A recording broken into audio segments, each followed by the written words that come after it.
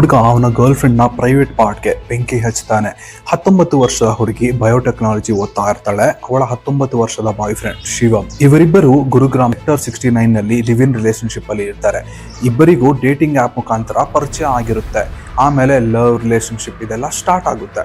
ಒಂದು ದಿನ ಶಿವಮ್ಗೆ ಒಂದು ಡೌಟ್ ಸ್ಟಾರ್ಟ್ ಆಗುತ್ತೆ. ನನ್ನ ಚೀಟ್ ಮಾಡ್ತಾ ಇದ್ದಾಳೆ, ಇವಳಿಗೆ ಬೇರೆ ಯಾವುದೋ ಅಫೇರ್ ಇದೆ ಅಂತ ಅನ್ಕೋತಾನೆ. ಇಲ್ಲಿಂದ ಕತೆ ಪೂರ್ತಿಯಾಗಿ ಚೇಂಜ್ ಆಗುತ್ತೆ. 16 ಫೆಬ್ರವರಿ ಇವರಿಬ್ಬರ ಮಧ್ಯೆ ಜೋರಾದ ಜಗಳ.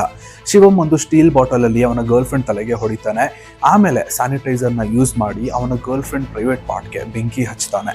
ಅಷ್ಟೇ ಅಲ್ಲ, ಅವಳ ನ್ಯೂಡ್ ವಿಡಿಯೋಸ್ನ ರೆಕಾರ್ಡ್ ಮಾಡ್ಕೋತಾನೆ ಬ್ಲಾಕ್ ಮೇಲ್ ಮಾಡೋದಕ್ಕೆ. ಆಮೇಲೆ ಈ ಹುಡುಗಿ ತಾಯಿ ಮಾತುಗಳನ್ನ ನೀವು ಕೇಳಿದ್ರೆ ನೀವೇ ಶಾಕ್ ಆಗ್ತೀರಾ.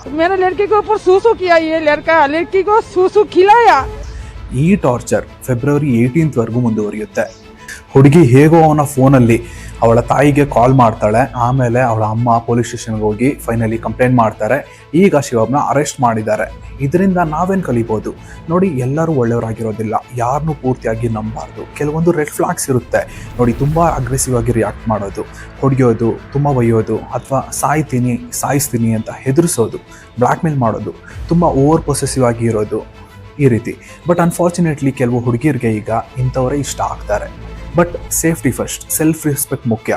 ನೀವು ಸೇಫ್ ಆಗಿದ್ದರೆ ನಿಮ್ಮ ಫ್ಯಾಮಿಲಿ ಸೇಫ್ ಆಗಿರುತ್ತೆ. ಫಸ್ಟ್ ನೀವು ಚೆನ್ನಾಗಿರಬೇಕು. ಇದು ಕೇವಲ ಒಂದು ಕ್ರೈಮ್ ಸ್ಟೋರಿ ಅಲ್ಲ, ಇದು ಒಂದು ವಾರ್ನಿಂಗ್ ಅಂತ ಹೇಳ್ಬೋದು. ವಿಡಿಯೋನ ಆದಷ್ಟು ಶೇರ್ ಮಾಡಿ, ಹಾಗೆ ಫಾಲೋ ಮಾಡಿ.